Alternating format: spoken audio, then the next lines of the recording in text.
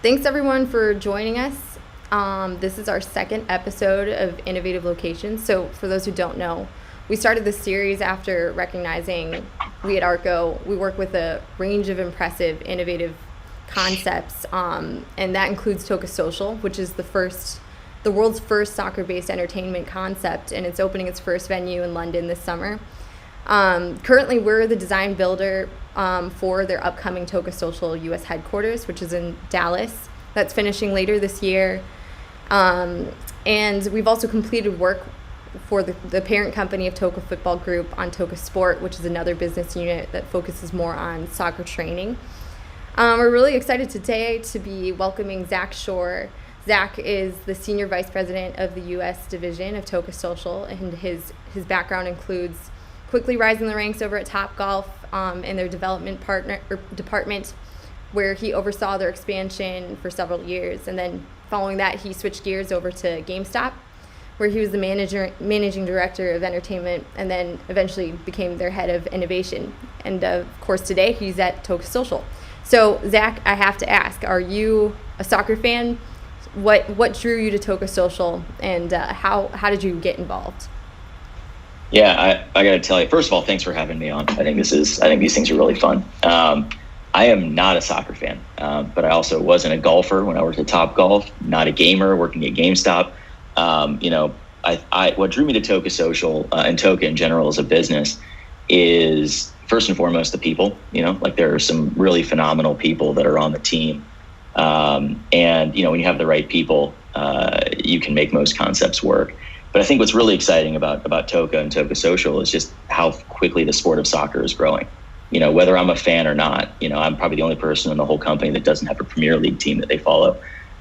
So whether I like soccer or not, I think it's hard to deny the gravity of the sport internationally and the growth of it domestically. And so figuring out a really fun way to build experiences around a really quickly growing sport that's got a really great, following. That was the unique opportunity for me. That's what drew me to the business. That's awesome. So yeah. For those who don't know Toca, if you could give us kind of like that quick history of Toca Football Group. So again, the parent company of Toca Social and Toca Sport. How did it start, and what does that look like today? Yeah, so Toca Football as a parent company, there are two business units. One unit is what we call Toca Sport. And sorry if you can hear my dog in the background. I think she's chasing something. The Toca Sport business is really built around one-on-one training. And that was founded by a guy named Eddie Lewis, who is a little bit of a cult hero in the soccer world, being one of a few American players to go and have a lot of success in the Premier League and come back to the States. And he created some really cool technology around training that business utilizes in, I believe, 16 units right now in the U.S. We've got smart goals that track the speed and the launch angle, and some really cool things on the training side for the ball. And then we've got something called a touch trainer, which is for lack of a better term, a ball launcher, right? Something that either rolls the ball, lobs it to you, or if you want to get in front of it and Happy Gilmore it, right? They'll throw it at you at 55 miles an hour. And those two things together create a really unique training experience for folks that want to get better at soccer, whether you're 6 years old or 66 years old. It's a lot of fun to train there. And then the second business unit is Toca Social, which is what I'm heading up in the U.S. And there's what we did is we took the technology from Toca Sport, built some other cool things around it, and created a really unique gamified experience around that technology and around the sport of soccer. So if you've ever played in a golf simulator, you'll be fairly familiar with this setup at Toca Social. We have what we call our suite or our box. That's a projector screen at the end. It's got the touch trainer ball launcher behind the screen. And that trainer rolls it to you, lobs it to you, however, depending on the difficulty you pick. Then that's how you play the game. You get a good touch, you take the ball, you kick it at the screen. And whether you're shooting on goal or aiming at targets, or, even if you and I are playing, there's a selfie camera. So your face might be on a target, and that's the one I'm aiming at. And my face is on a target, and that's what you're aiming at. And those are, we have a couple of different games we can play there. But what's really exciting about the Toca Social experience is that it's a physical to digital experience, right? So literally your imagination is the limit. Like this, you can do really any kind of gaming experience you can think of, you can create. And that's what makes it a lot of fun. And so behind that box is a socializing area that can fit, 1 to 12 people. And we're building a really great F&B offering behind the whole experience. So, you come with your friends, come with your family, come with coworkers, and you hang out in a box, hang out at the bar, have a drink, have some food, play some games, and hopefully, at a minimum, have fun, but maybe gain a little bit of appreciation for the sport, and how difficult it is, and how much fun it can be. When you walk into a Toca Social, for those who aren't familiar with the concept, can you paint a little bit of a description of just what a guest might experience walking in? What's there on the menu? What does it look like as you're walking through the space, getting to the game area, and what do you envision the interaction to be? Yeah, we're still in the process of designing that for the U.S. But in the UK, they've done some really cool, unique things. Whether it's an entry tunnel, anyone who watches sports, you see the athletes running through the tunnel out onto the field. We've kind of recreated that experience in Toca Social. So, you'll hear cheering and clapping from the second you walk into the facility, right? It's one of the many, surprise and delight moments. If you're in heels or flip-flops, you can rent some shoes, kind of like bowling. But really, if you've made a reservation or whether you haven't made a reservation, you'll either walk to the bar to wait for your box to get ready, or you'll go straight to your box. You'll sit down, you'll start playing. And it's we're hoping it'll be a really unique experience through and through. But it's a work in progress here in the States. Yeah. And we're looking to the UK for some inspiration, but we also have some really unique things we're planning on here too. Yeah, that's awesome. So do you think are there crossovers that you're seeing between, the existing brand of Toca Sport and then Toca Social? How do you see like maybe existing technology or, similar experience? Talk a little bit about how those things dovetail. Yeah, and I think eventually they may end up dovetailing, because every Toca Social we open and every Toca Sport facility we open, we start to get more and more cross-pollination, or hopefully we'll get more cross-pollination. So who's to say you couldn't come to a Toca Social and work on your goal kicks? Or who's to say you couldn't go to a Toca Sport, join an adult 3-on-3 league, and have a beer after your game, right? And so I think there are elements of both that will eventually make it into both concepts. But we really have to flesh out and learn what Toca Social wants to be before we start doing some of that stuff. Makes sense. So as far as the UK goes, you guys are opening the first location this summer. So do you guys kind of anticipate much growth? What kind of expectations are there, I guess, as far as expanding out in the UK, and what do you think is going to trigger that expansion plan to the US, where you really start ramping up and rolling a lot of these out? Yeah, it's sort of a two-pronged thing. I mean, a lot of the learnings from the UK are going to guide us here in the States. We have very high expectations of the O2 in London when in that facility when it opens, and we all expect it to do really well. And so I think that assuming that facility does really well, and then we're going to be starting user testing here in Dallas in our headquarters. Over the next couple of weeks, we've built a Toca Social box here, and we'll be running the public, we'll be running folks through that experience and getting feedback. And so, assuming the O2 opens really well, we get really positive feedback on user testing, both of which we expect. We're gonna start growing in both markets. Yeah, can you share a little bit about what the testing plan is like? Because I'm sure there's plenty of differences between launching a concept in the UK and then in the US, especially with something like soccer, where there's just a very different cultural perception. So if you could share a little bit, just like, what are you guys looking to learn from testing, and how do you see it maybe shifting? And of course, some of those things might be a little premature to talk about, but curious just what your initial thoughts are. Yeah, for sure. I think, soccer or football, right, in the UK, it's embedded in their DNA, right? It's a sport that everybody plays growing up. Nobody doesn't know what soccer or football is over there. Whereas here in the States, I mean, everybody knows what soccer is, but not everybody played growing up. Not everybody watches it. It's not a part of our cultural DNA like it is over there. And so there are some questions around, and they're not dissimilar from some of the questions we had in the early days of Topgolf, where we go, hey, golf is a really difficult sport with a high barrier to entry. Will people want to be entertained while swinging a club? And we have some of those same questions. Will people want to be entertained while they're doing an unfamiliar activity, like kicking a soccer ball, or unfamiliar for most or some? Yeah. And so what we're hoping to learn is we're hoping to observe the interaction between the guests or the user testing guests and the actual game, and make sure that people enjoy it. They enjoy it. They want to come back. And we'll be asking every question you can imagine from, what would you want to be eating while you're playing this game? We haven't designed the menu here yet. And so there's still a lot of growth we can have there.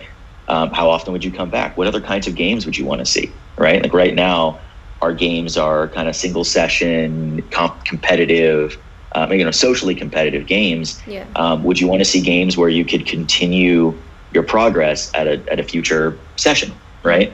Is that interesting? And so we're really just hoping to keep our eyes open, keep our heads on straight, and learn from the people who will be hopefully eventually, giving us money to experience this. Yeah.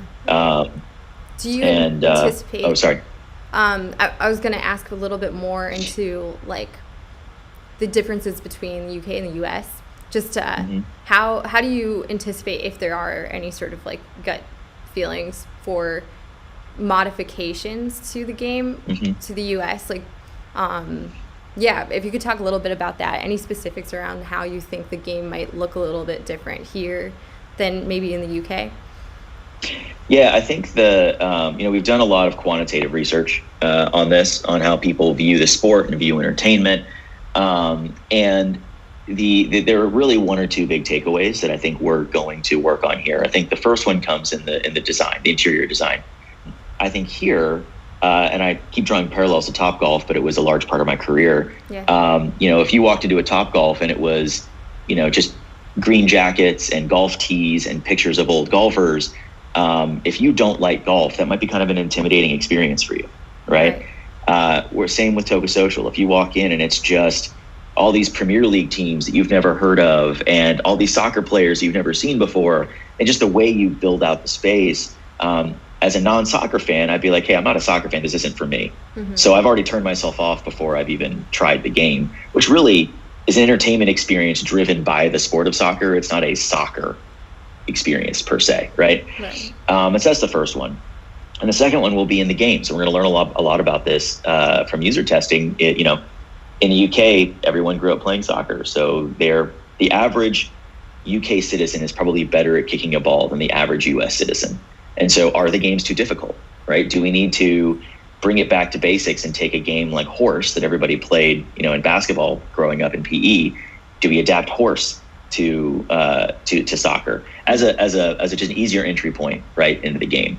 And so those are two things that we're really looking for. But at the end of the day, everybody wants to smile, everybody wants to laugh, everybody wants a cold beer, a good cocktail, or some good food. People aren't inherently that different, regardless of whether you're in the UK or France or Morocco or the US, right? We all want to be social. We all want to have a good time. That'll never change. Yeah. Can you talk a little bit about maybe like the look and the feel of a Toca Social? I understand you guys are still designing the ones for the US, but what do you anticipate borrowing from maybe what the vision is for the UK space as far as interior design goes, aesthetic goes, those sorts of things? Yeah, I think the UK has done a really great job. The UK team, there are 20, 25 people over there in the London office that have done a really great job of making the space feel really playful, really accessible. And I think we're going to really borrow, steal, whatever you want to call it. We're all the same team. We're going to take that playfulness and bring it over here. And I know here, our team is really focused on the interstitial spaces, right? The surprise and delight moments. Is there a a red button on a wall that you press that prints out a random cocktail that you need to try, and you hand that to the bartender, he makes it for you. Like, what are other elements of play, right, that we can, inject into the space where, again, we don't get pigeonholed in just being a soccer concept. You go, oh no, that's Toca Social. I went there 2 or 3 times, hung out in a box. You got to check out their bathrooms. How cool, how sweet are, things like that, the things you're going to talk about, people are going to talk about, and really enjoy, above and beyond what we already know we're going to do really well, which is the games, the F&B. What are some other things we can inject into space that will, let people have some fun? Yeah, that's awesome. I love that cocktail button idea. I would definitely. Who wouldn't try that? Yeah. So kind of on that same topic, are there other concepts that you guys have kind of looked at outside of the Toca Social that's going to be opening in the UK? Are there other entertainment concepts that you're deriving inspiration from? That you find inspirational? Yeah, I mean, there are a lot of concepts that are doing a lot of things right. I mean, I think we're about to enter into an era of location-based entertainment, especially, coming out of COVID, that, I think we're going to see a huge boom there. And so we're paying close attention, to folks like Putt Shack, who, a lot of those folks are ex-top golfers that we know really well, and they've created a really amazing product, and a great experience. Flight Club, right? Similar concept around darts. Anybody that's utilizing technology to amplify an activity, we're paying attention to, because they create really fun experiences. Obviously you got to pay homage to Topgolf, taking a sport that is a little harder to get into and democratizing it in a way that I don't think anybody's ever done. So we're pulling inspiration from everybody else out there, because they're all doing something right. Yeah. That's interesting about your comment on a boom with location-based entertainment, because obviously we had Putt Shack on here with Joe Vrinkin, and he was saying a lot of the same sort of stuff. So apart from soccer, obviously it's the world's first soccer-based entertainment location. Do you see any other elements that maybe, compared to the concepts you just mentioned, other unique elements from Toca Social that make it different, maybe from the other concepts you're looking at besides just soccer? Yeah, I think that the unique thing is, at least around Toca Social, is it's built around a sport it's built around the largest sport in the world, right? 3 or 4 billion not players, but 3 or 4 billion, spectators, fans, hundreds of millions of amateur players, and it's not even close. And I think you've got a sport that people are either, curious about, want to be better at. It's an aspirational sport. Again, very much like a Topgolf, where who doesn't want to be better at golf? Who wouldn't want to be better at kicking a soccer ball? And trying to grow a sport that, is already growing, but maybe being able to pick some folks out of a pool of people that would never have been interested in it to begin with, right? Who's to say that you couldn't go to a Toca Social a couple of times, have a great time, think to yourself, man, I can kind of aim where I'm kicking. This is fun. And you have that friend that asks you every year to join a 5-on-5 rec league. And maybe this year you go, hell with it. Let's do it. I'll try it. And maybe you end up loving it. Maybe you end up going to a local MLS game. Maybe you pick up a Premier League team. And now all of a sudden, before you know it, you're that guy waking up at 1:30 in the morning to catch a game or catch a match. Right. And so I think that's what makes Toca Social really unique, is it's built around a sport that is just, it's as infectious as any other sport out there. Yeah. I'm still thinking about that cocktail button, because I think that's just like a really unique thing. That's like something that comes to mind. It's something that I, at least in my own experience, I can't think of like, oh, I've been to this entertainment location. They had something cool and gamified outside of just the main concept game. I'm wondering what you guys are doing as far as like trying to generate new ideas sort of in that same category. Yeah. And if you've seen that also, returning to that question about places you're deriving inspiration from, have you seen other elements that people are adding and getting creative with that aren't maybe the main point of the concept? Yeah, I think for us, it's all about, I keep saying surprise and delight. We didn't coin that term, but I think it's something that like you want people to come back a third or fourth time and find something new, right? If you go to a place 2 or 3 times and it's the same, the likelihood of you going back a third or fourth time is I think it's fairly low, no matter how much you like the game or the experience. And I think those kind of interstitial moments, whether it's a cocktail button on the door, or maybe instead of there being bar snacks at the bar, there's a crane where you go and you pick out you see what bar snack you get. I don't know, like little things like that just they make people go, this is weird and kind of fun, and like I wonder if I come back in a month if there'll be something different, right? And I think again, to keep bringing up Putt Shack, and I know Joe well. He was the CEO at Topgolf when I was there, so I'm gonna I'll give credit where credit's due, right? I mean, one of the Putt Shack holes is a like a spinner that gives you different prizes, right? And that that's really fun for me because one, it's a departure from a typical mini golf hole or putt hole, but two, it's going to be different every time. Yeah. Right. One time you might get a cocktail, you might get a free burger, you might get a free round, you might win a car, you might who knows, right? And that's like that kind of stuff is really fun. Yeah. And that's the sort of experience that we want to try to emulate, where every little nook and cranny, every little corner, that there's going to be something weird and something fun and something authentic and unique. So getting into your future plans, like as you're thinking about where Toca Social grows, I'm wondering about what you see as being that perfect site for future Toca Socials, and if there's any sort of difference between the UK and the US when you're looking for a site. If you could talk a little bit about that.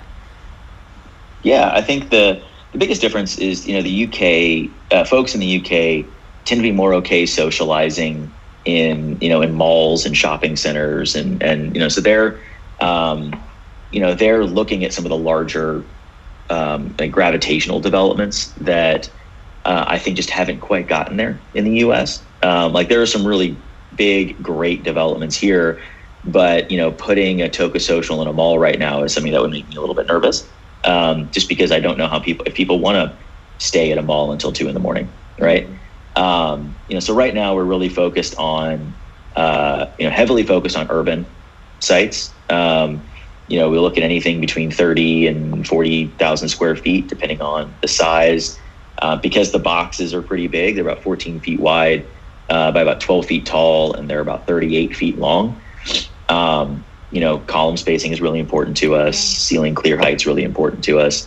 But we're very focused on urban or like suburban density nodes, right? So like thinking about Chicago, around Oak Brook, right? That's suburban. It's out of the city, but it's a pretty dense suburban node. Like we'd look at some stuff out there while we're looking at, the West Loop and Fulton Market and River North and all the areas that everybody knows, and everybody knows that entertainment wants to be in, right? Right. So we're fairly flexible right now. We're again, before we even have our first unit in the States, we are looking in 20 to 25 of the top, MSAs. We're looking to build a really healthy pipeline so that when the O2 is successful, when user testing is successful, that we can hit go and move as quickly as we need to move. Yeah. That's interesting about the mall space, because it seems like, you'll see other concepts talking about how there's these big open spaces available right now, but it's a great point that you have to think about where are people going to want to spend their time, especially if it's late into the evening. And I think that could change culturally. That could absolutely change. It's something that like I want to see it change before I am a part of the change. If that makes sense. Mm-hmm. How many boxes are there? So we're calling these game spaces boxes, right? How many boxes on average are you guys hoping to have in each venue? And do you see that kind of like fluctuating depending on the space? What would be like the minimum, I guess? Yeah, minimum for us, we really like to have like 28 or 30 boxes minimum. But once we open the O2 and learn from that, and open something here and learn from that, maybe there's a smaller format where we open with 15 or 18 boxes. But until we learn, we like to see 28, I would say, as a minimum. And we've done designs with up to 34 to 36 boxes. It's a capacity utilization business. So you're generally, the more boxes, the better, as long as you're in the right spot. So. Yeah. So what percentage do the boxes end up making up of the space then, compared to, like kitchen area, dining? Will there be like a dining area and that kind of thing too? Yeah, for sure. So there's absolutely a kitchen, and generally like a central bar with, a lot of seating. Because there might only be 26, 28, 30 boxes, if you haven't made a reservation, we would anticipate you'll be waiting. So we want to make it, fun, right? Give you a place to sit, give you a place to hang out, sit at the bar. And some really, again, some fun ways to lay that space out. I would say the boxes probably take up 60% of the space, though. I mean, they're of the 40,000 feet, it's probably a good 20 to 25,000 feet of just, the equivalent of like an 18-wheeler like trailer, right? Of space. They're big, but we're always looking to improve that experience too. Whether it's a smaller box or a side-by-side box, things like that. There's a lot of innovation to be done on that side. How many people can play the game in, the current box setup? What would be like the comfortable party size? So we can accommodate up to 10 or 12 people in the box. Right now at launch, one person can play the game at a time, but it's pretty quick. The throughput's pretty good. Eventually though, with the technology that we're using, there's nothing that would stop us from having two people in the box at the same time. Our tech can track, I think 10 or 12 different things at once. So your limbs, two different balls, where, even to a point where, and we won't launch with this, but I love the idea of, you getting in there and you've had a couple beers and you think you're really funny. So you pick up the ball and you throw it, and the system knows you've thrown the ball and you lose points, right? Because you're being cheeky, right? Or you register as a right-footed player and you kick it with your left foot, maybe you get extra points. And so there's a world where two people can be in the box at the same time, but it's probably not something we're going to be launching with. Gotcha. Cool. Yeah. And then generally, like, how long is gameplay for each of those games, or how long do you think people in their party groups would hang out for the reservation? Yeah, so in the UK, I think they've got it set up in 60 or 90-minute reservations. And obviously, we'll have to see. It's fairly easy. The games are very quick. I think in an hour, you could, with 6 or 7 people, you can probably play 3 or 4 games and move through them pretty quickly. But, we might find that people want to stay and hang out, and maybe we start with a 2-hour reservation. So it's all an evolution. It's all a learning.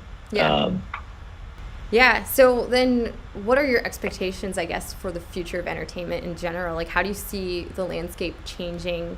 How do you see existing food and beverage concepts or existing location-based entertainment maybe needing to modify themselves to stay up to speed with the changing landscape? Yeah, I think with today's consumer, right? I mean, everybody has technology in their pocket, right? Everybody has a new app they can go download. Everybody has a new game they can go play.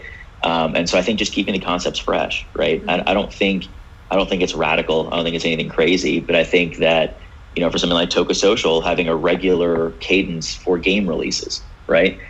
Maybe having, and I stole this idea from a friend who works at an entertainment concept in LA, but maybe having beta nights where we go, hey, you come in on a Wednesday night or a Thursday night or a Tuesday night and try out our new games. They're going to be buggy, right? Like they might not work, but you can be the first people to come and try them out. Yeah. And so I think just keeping the concept fresh. It can be a menu refresh, it can be a cocktail refresh.